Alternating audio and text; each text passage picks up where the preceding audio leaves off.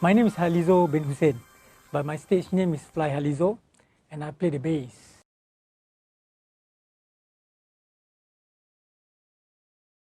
I started as a self-taught musician, a bass player for a rock band, for metal band.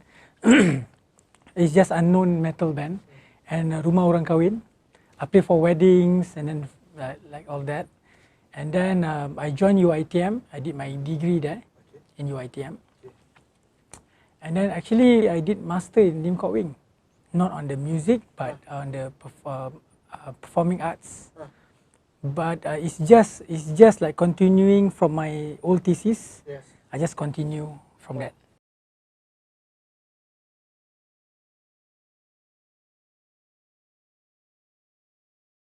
Okay, I came from a background of a Malay family.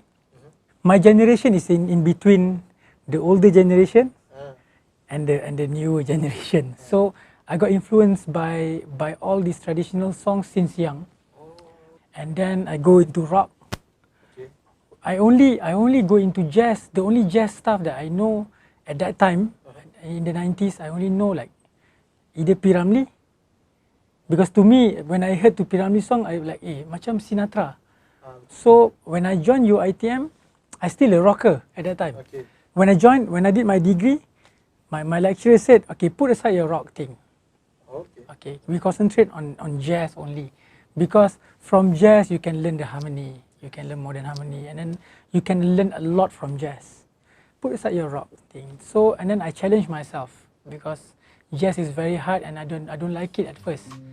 So, but because I really need that degree in music because I pay my own study, right? So I really need to pass. No matter what, I have to play jazz and I have to listen to it.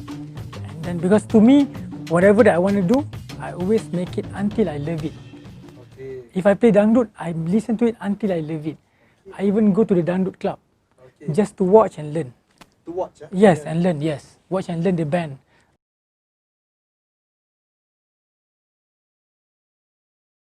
First of all, like when you start calling me and give me all the demos, I will say that I love it. I love it because to me it's very important to have our traditional music, but not the usual way. Traditional music, but not the usual way.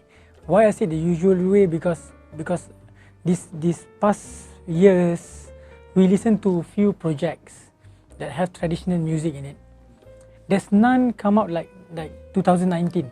You know, when I listen to you, like to listen to your demos, why I like it because to me it's like it's all about, because our traditional music is not technical stuff only.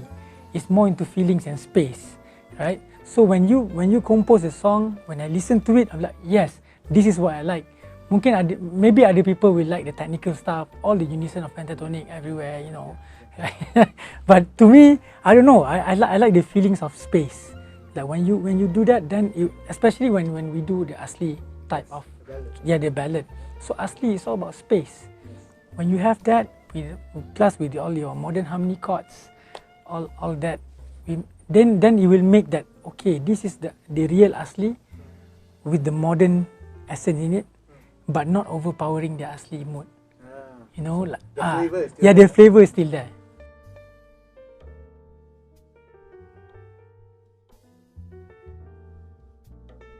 First of all, I need to listen to the melody. So whenever the melody make a statement, I cannot make another statement behind the melody. Okay, first, and then I see the chord progression, because certain places they say there's a few chord progression in one bar. I have to play minimal, and then like lock in, like, because I'm a bass player, right? So I support the root, right? The power of root. Actually, my bass line is very simple. It's simple. I don't know if other bass player play, but to me, I make it as simple as possible. then assistant plays as an empty spots, or maybe I listen when we record, I listen to the gendang, the rebana, I listen to the drums, and then we actually communicate inside that. Conversation is just nice for that melody.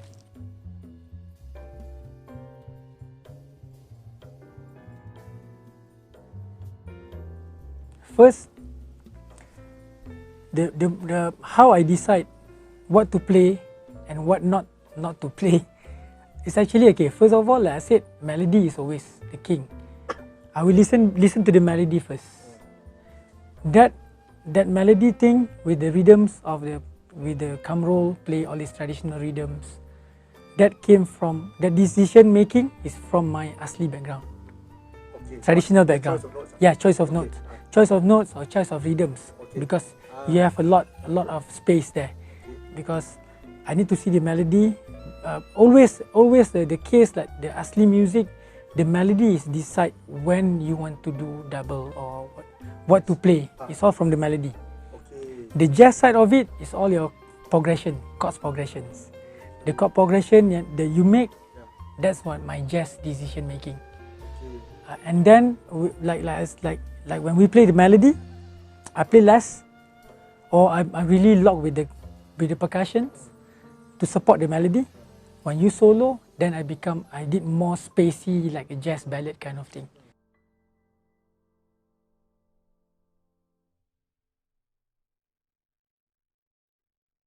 To me, it's like it has to join until it become one. Your asli, whatever traditional and whatever jazz that you have, at the end of the day, we make music. So when you feel it right, then it should be fine.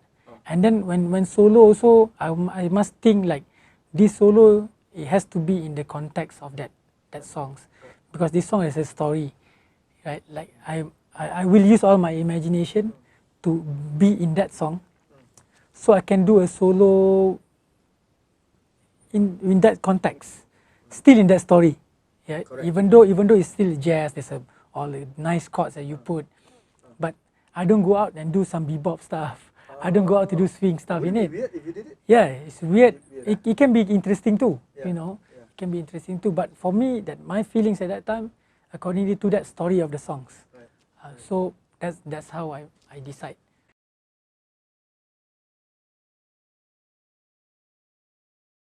Yes, it will help. It will help.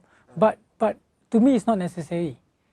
It's just like, let's say like certain bass player, they can read whatever the producers or the music director wrote, right? If the music director can write it nicely and explain it to him, I'm sure he's gonna deliver nicely. But when you have a bass player who understands both, the flavor gonna be different. Maybe like this reader, maybe it's perfect, but flavor is different.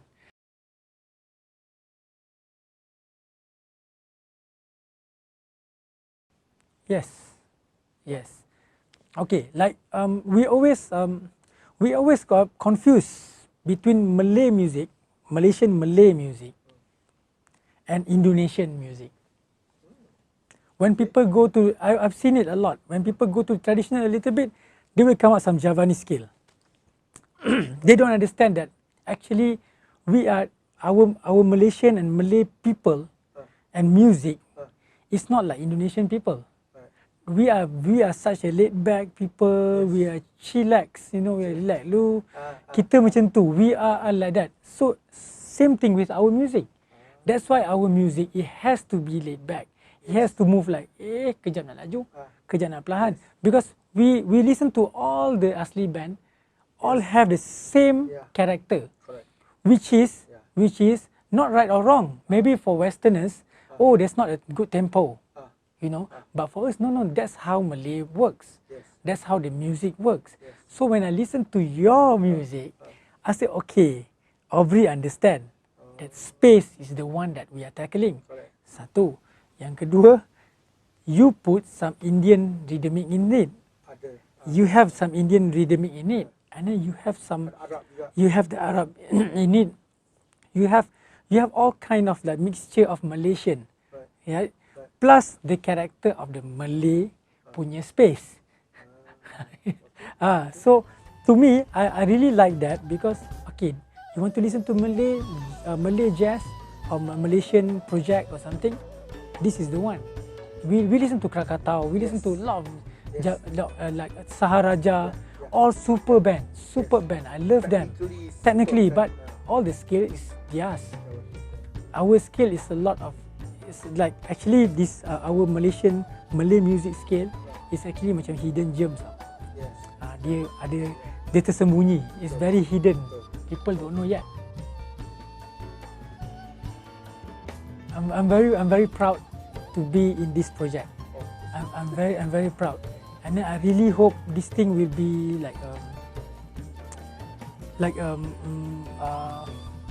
you call it, rujukan. Rujukan for the younger generation. I really hope one day they will go back like, I want to play like this, or maybe they do a thesis about this, about this project. And then some more, and then working with all these superstars. We have Steve Taunton in it, we have John Thomas, oh my god, we have Kamrul Hussein, we have you, right? Moha, oh my god. Oscar, yeah?